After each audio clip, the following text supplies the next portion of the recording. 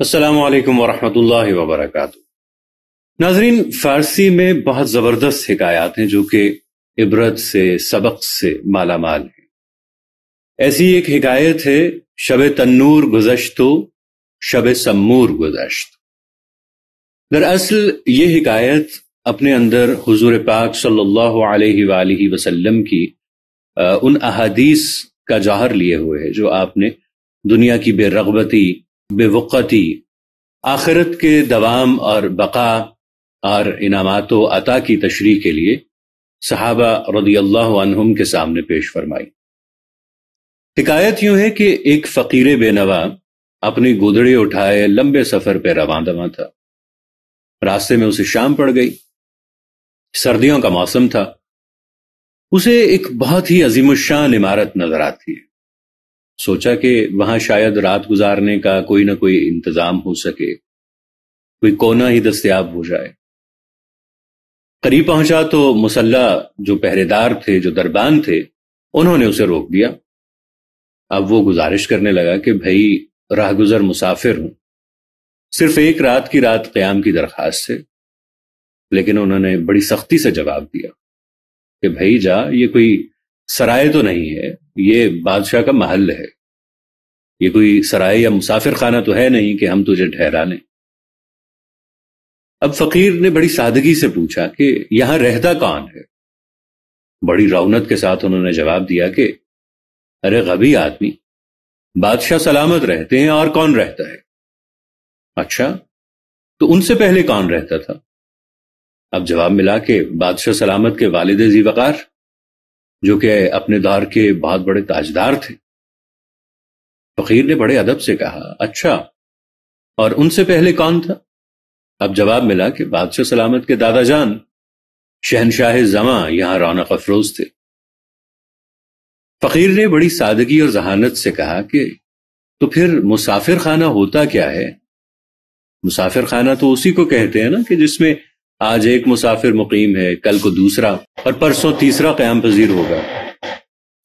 یہ کہہ کے وہ خاموشی سے واپس مڑا اور محل کے قریب ایک کھلے میدان میں ایک چھپر کی طرف بڑھا۔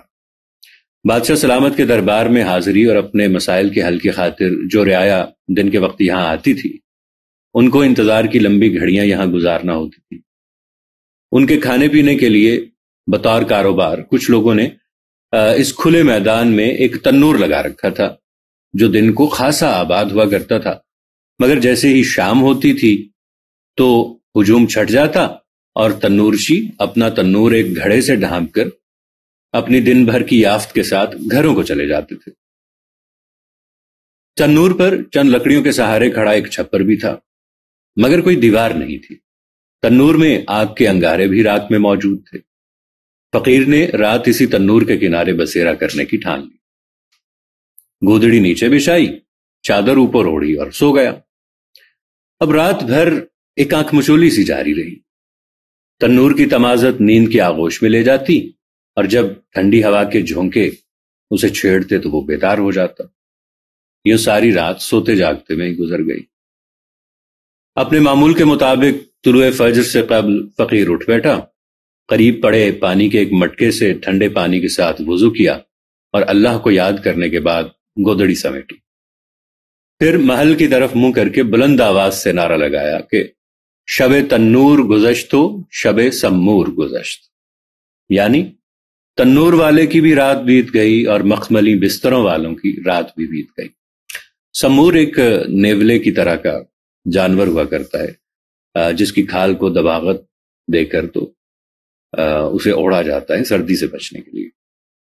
اب بادشاہ سلامت نے اس ہو کے عالم میں یہ بڑی غیر مانوس آواز، یہ نعرہ مستانہ سنا تو انہیں بڑا تعجب ہوا کہ یہ کون سر پھرا ہے جو قصر شاہی کے اتنا قریب ہو کے یہ نعرہ مستانہ بلند کر رہا ہے۔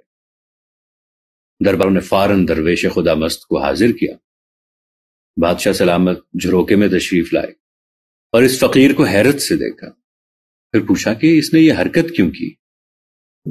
عرض کیا کہ بس کسی غیر مرئی قوت نے یہ الفاظ کہلا دیے۔ بادشاہ سلامت پوچھنے لگے کہ تمہاری رات کھلے میدان میں کیسی گزری؟ جواب دیا جناب عالی مقام، رات کا کچھ حصہ تو اس طرح گزرا جس طرح آپ کا گزرا، جبکہ بہت سا حصہ آپ سے بہتر حالت میں گزرا۔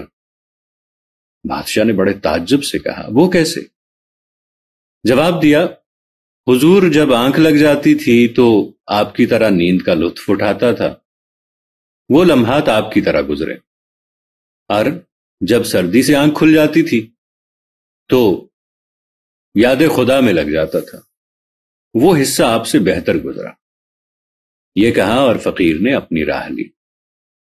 تو ناظرین، سچی بات یہ ہے کہ زندگی کا حاصل وہی لمحات ہیں جو یاد الہی میں صرف ہو گئے، باقی تو برف ہے جو کہ خود بخود پگھل رہی ہے۔